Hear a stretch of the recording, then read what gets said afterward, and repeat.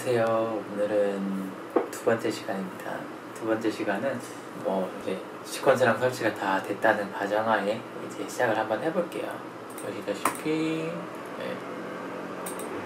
딱 클릭을 하면은 이 화면이 나와요. 이게 보이는 대시보드 화면이 나오는데 다른 시퀀서들도 다 비슷비슷할 거예요. 일단은 제가 첫 번째로 강조하고 싶은 거는 정리를 잘 해야 된다. 우리가 작업을 했으면은 작업 파일 정리를 잘 해야 다음번에 이제 내 비트가 잘 돼가지고 팔릴 수가 있잖아요. 팔리면은 이거 바로 압축해가지고 바로 보내줘 버리면은 끝인 거잖아요. 미래에 잘 될 나를 위해서 미리 이렇게 준비를 하는 거죠. 그러면은 어떻게 정리를 하느냐. 이제 제가 정리하는 방법을 가르쳐 드릴게요.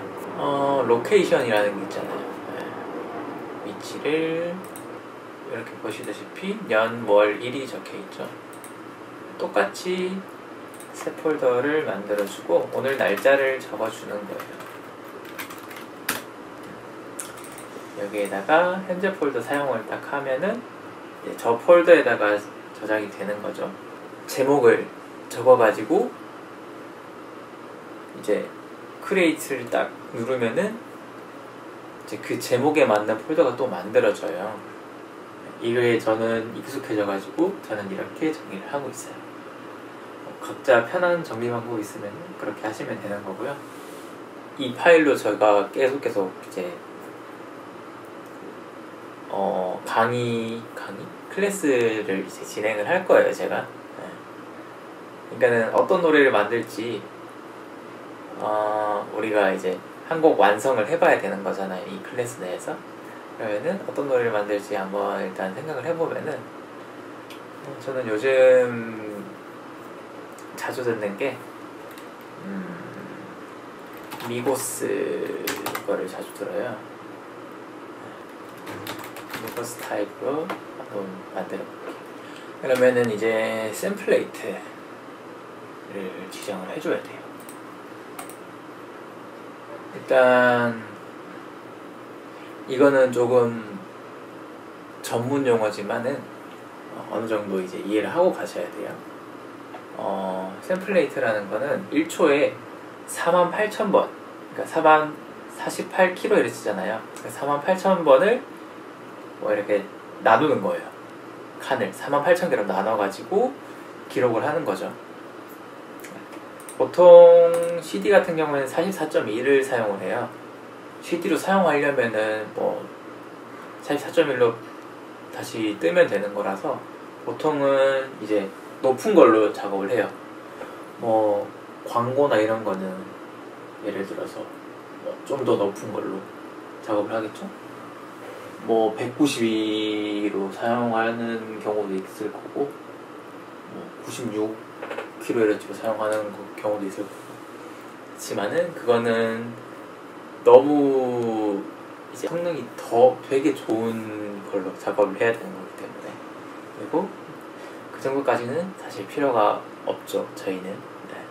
그러니까는 48kHz 샘플레이트는 48.3이 이렇게 좀 쭉쭉쭉 내려갈 거예요. 근데 48로 나오죠. 48로 하고 비트 뎁스 같은 경우에도 24로. CD 기본이 이제 44.1에 16이거든요. 근데 하나 더 높은 걸로 작업을 해주는 게, 이건 다음에 제가 이거만 따로 해가지고 영상을 만들어 드릴게요. 일단은 이렇게 넘어가시고, 비트 같은 경우에는 이제 샘플레이트는 시간당 흐르는 거를 이제 시간당 구간을 이렇게 딱 쪼갰잖아요.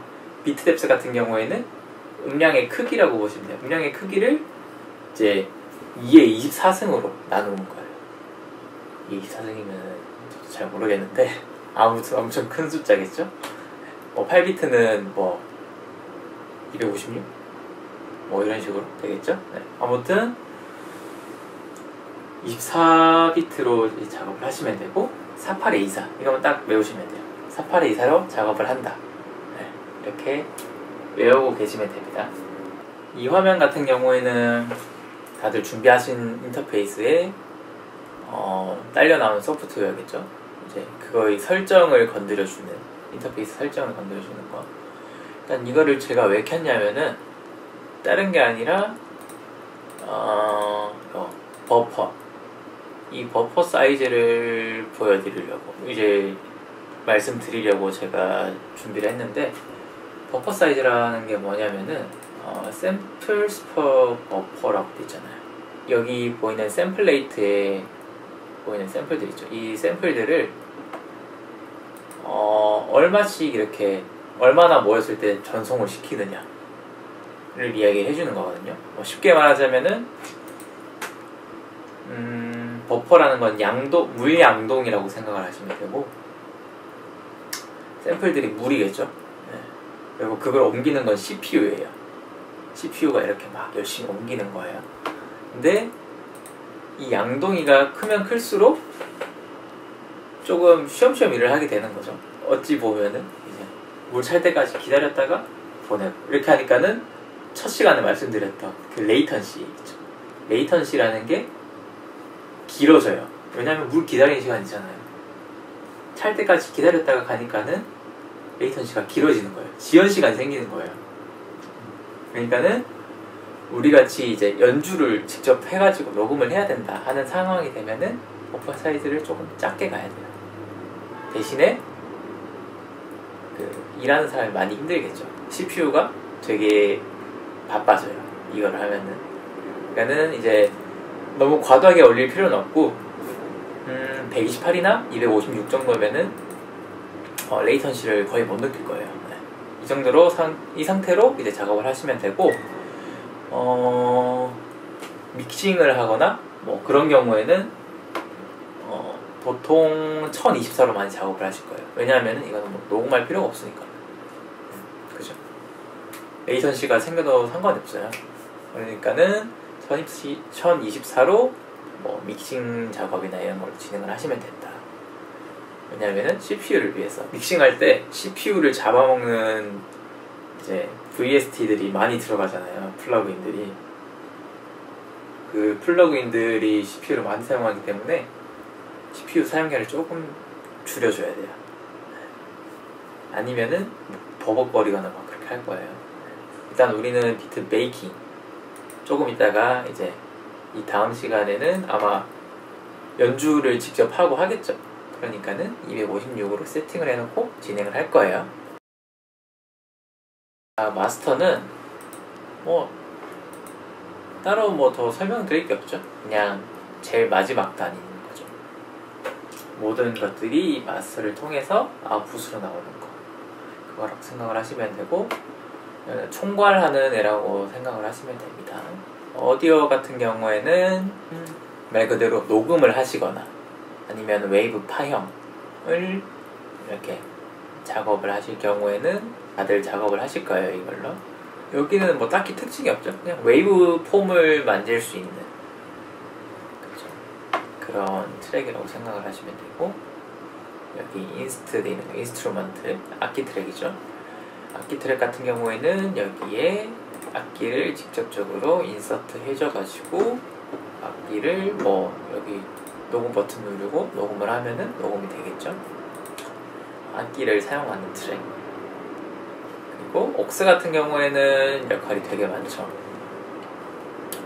뭐 여기에다가 리버브나 딜레이 같은 공간 계열을 걸어가지고 다른 애들을 여기를 거쳐가지고 소리가 나올 수 있게 만들어주거나, 아니면은 다른 이제 뭐 오디오나 악기들을 복스로 보내가지고 직접적으로 보내가지고 여기서 같이 컨트롤 해주는 뭐 그런 역할을 할 수도 있을 거고요. 뭐 일단 기본적으로 설명을 드리자면 딱 이 정도고요. 나머지는 제가 노래 작업을 하면서 보여드리도록 할게요. 이게 어떻게 사용되는구나 라는 걸 그때 보여드릴게요. 그리드에 관해서 이야기를 해드릴게요. 그리드라는 거는 딱 끄면은 보이죠? 나눠주는 애들이에요. 나눠주는 애들. 때 지금 4분음표로 되어 있으니까는 4분음표로 나눠주고 있는 거고, 바로 하게 되면은 뭐 이렇게 보시듯이 뭐 마디당으로 되겠죠.